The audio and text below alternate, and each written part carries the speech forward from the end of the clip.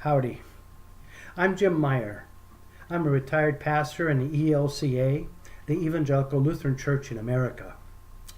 And today, in my collection of In Times Long Ago, I'd like to share with you the story entitled Who's Watching the Children by James P. Meyer, and this is Viola's story. On a cold fall day, my husband, our 4 boys, and I were on our way to my aunt's house in the country.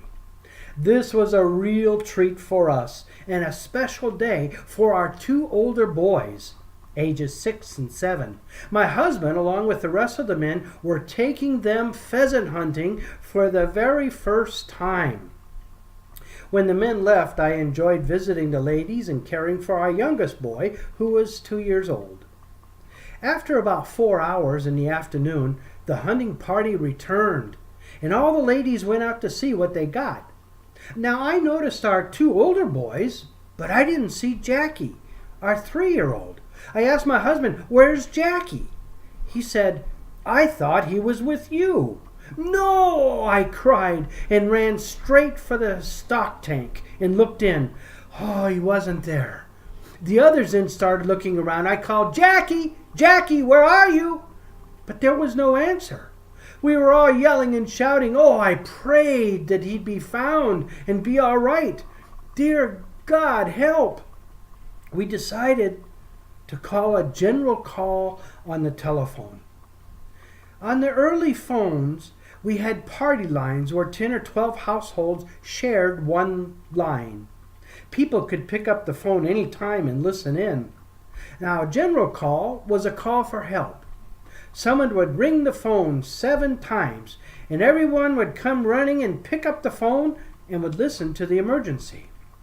Anyway, I was going to call for a general call when my cousin said, "Wait, I have a hunch." Well, she was going to look at her brother's farmhouse. We agreed to wait, although it sure seemed like an eternity. I prayed and just didn't know what I would do if later my cousin called saying Jackie was there. The boy had walked all that way and found nobody home.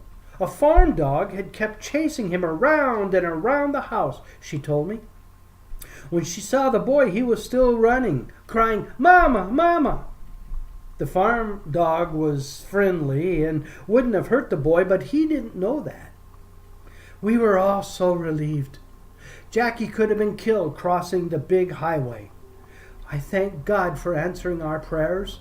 We never forgot my mother's advice after that.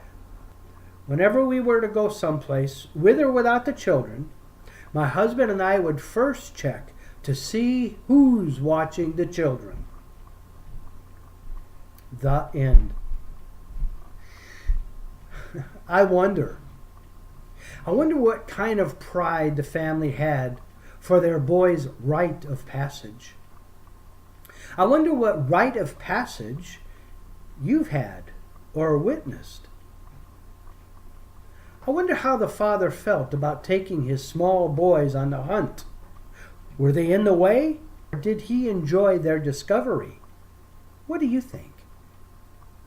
I wonder what the ladies talked about while the men were gone. I wonder if you've ever had such a panic for yourself or your children or some other loved one that gave you such a start that you went straight to the last resort without going down the list of options first. I wonder who was found, mother or son. What is the true meaning of rejoicing? And now our family room reflections.